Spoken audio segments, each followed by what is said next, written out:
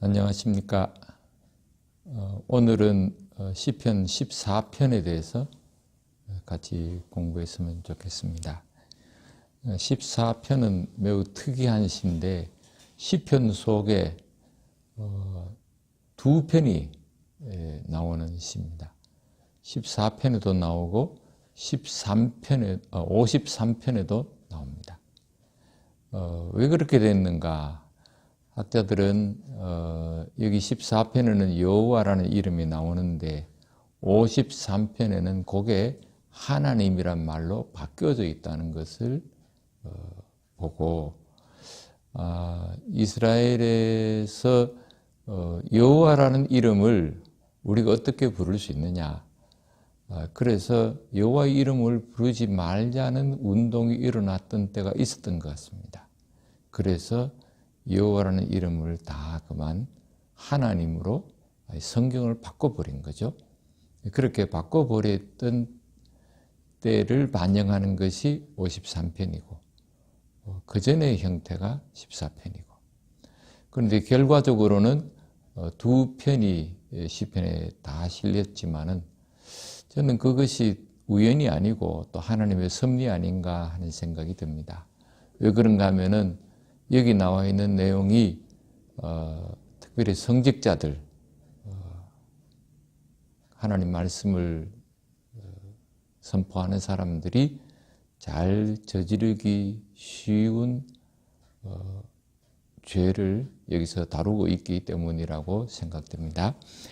우선 14편 1절에서 3절까지 먼저 보겠습니다. 1절에 보면은 어리석은 자는 그의 마음에 이르기를 하나님이 없다 하는도다. 그들은 부패하고 그 행실이 가증하니 선을 행하는 자가 없도다 그랬습니다.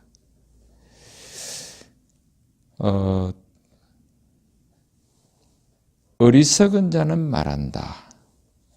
어리석은 자 하는 것은 좀 부드러운 표현이고, 원어의 표현은 나발하는 것인데 그건 바보라는 뜻입니다. 바보.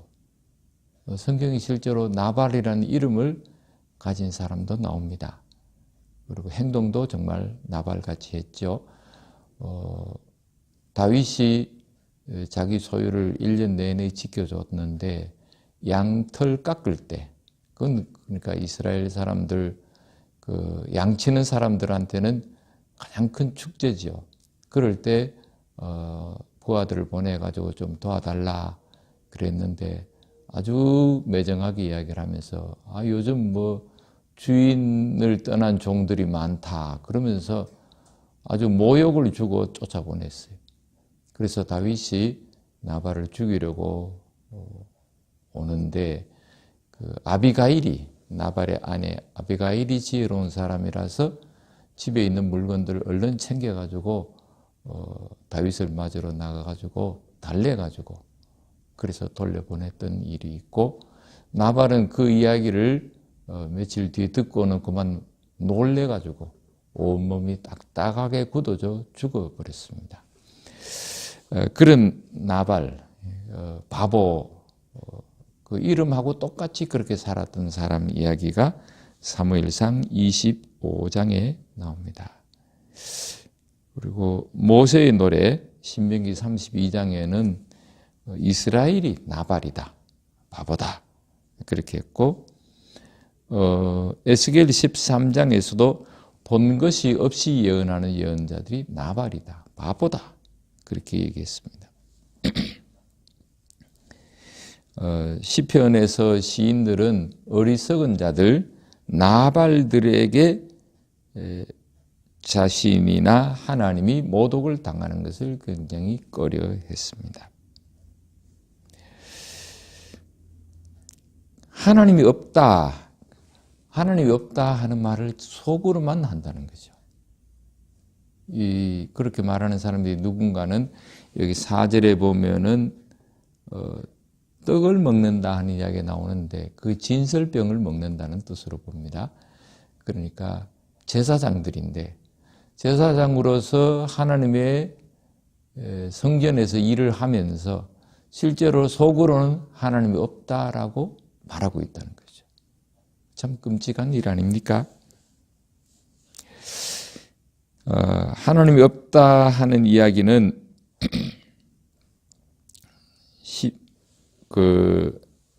이사야 44장 6절, 45장 5절에서 하나님 외에는 다른 신이 없다. 그런 말이 나왔고, 엘리야가 아하시야를 꾸짖을 때 이스라엘에는 하나님이 없느냐 그러면서 꾸짖었던 대목 가운데 나오지만은 실제로 하나님이 없다라는 말은 시편에만 나옵니다. 시편 10편 4절 그리고 14편과 53편 1절에 나옵니다. 그들은 부패하고 썩었다 하는 뜻이죠. 창세기 6장에 보면 노아 홍수 전에 사람들이 썩었다 그랬습니다. 그러니까 하나님이 그들을 다 썩게 하시는 이야기가 나옵니다. 또 그 행실이 가증하다. 그 아합이 우상을 섬겼을 때, 예루살렘이 우상을 섬겼을 때에 하나님이 질책하시면서 가증스럽다 그러셨습니다.